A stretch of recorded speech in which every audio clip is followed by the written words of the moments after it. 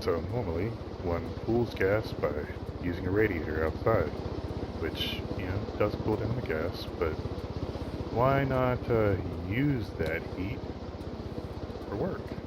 And that's nearly 4,000 degrees of stuff. So what we do is it pumps it in, a small amount of it. Stirling generators will use the gas to make power, while the vents there will keep the room cool because the Stirling generators use the room itself as their cooling medium, I guess. There's a differential gas, I do believe. There's also the tank that's in there.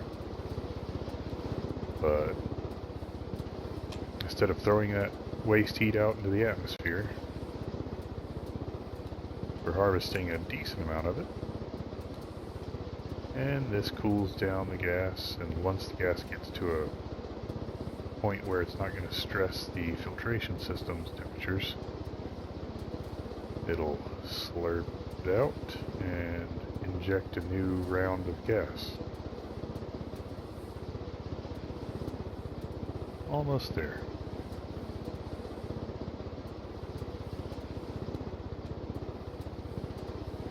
And the loud noise behind me is a generator that is being run by a PID controller. There we go, it started up a new cycle. And we have relatively cool gas. That's my PID controlled generator.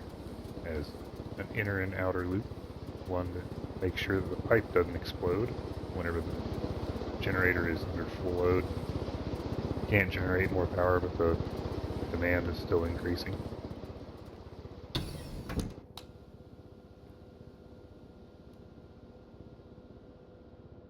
And it also helps to generate a little bit of extra waste gas whenever it's mostly idle. So yeah, the gas comes in, goes up there. I have a pump that is pumping the gas out of that pipe and into this one into what are these called? The encounter flow heat exchangers.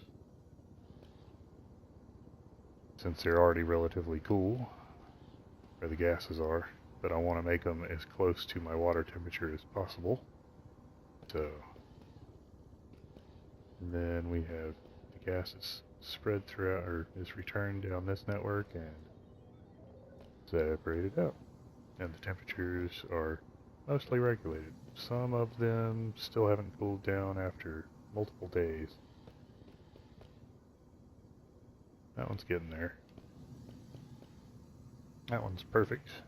Nitrogen, carbon dioxide. And my next project, now that I have all this built, oh, and this is a final radiator to keep the gases that are already have gone through the counterflow. It keeps them at the temperature that I want them. And that temperature is regulated by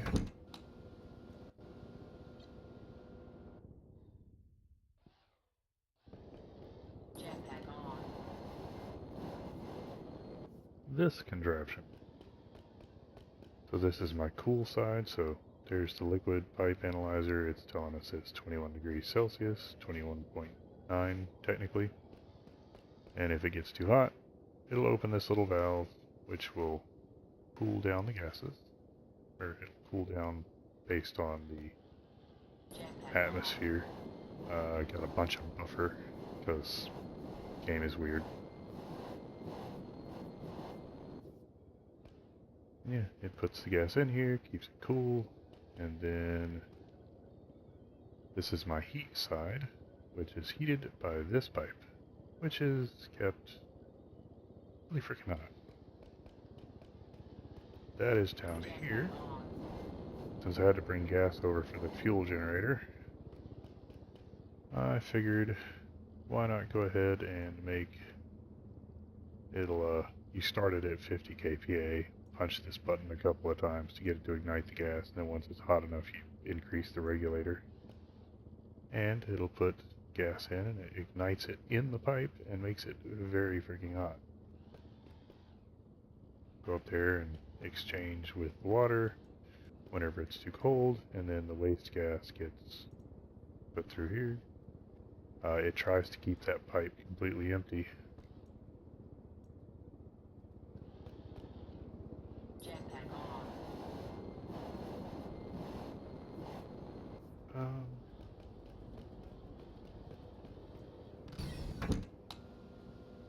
Yeah, figure that's stuff that you might enjoy.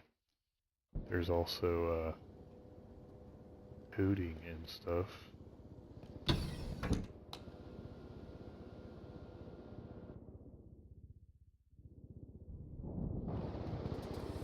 So this chip basically just reads the gas fuel generator, and if it turns off, it punches the start button again so that it restarts. Sometimes if it runs out of fuel or if it overheats, it'll kill it. Yeah, so my inner loop.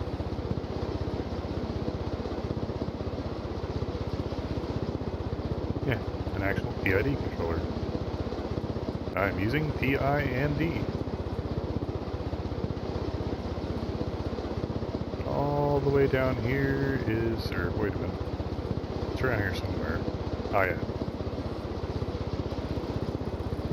Calculates. Dividing, adding, doing all of the things.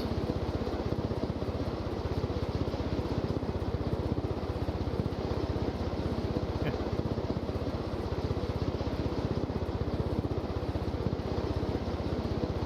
And then my stirling generator, or stirling control, rather.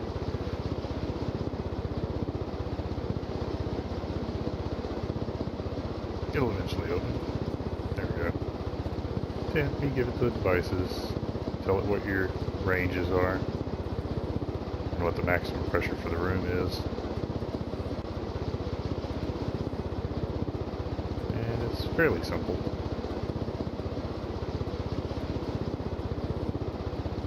And it's fairly compact, only 60 lines of code. It starts at 0. Yeah. Figure that might be something you like.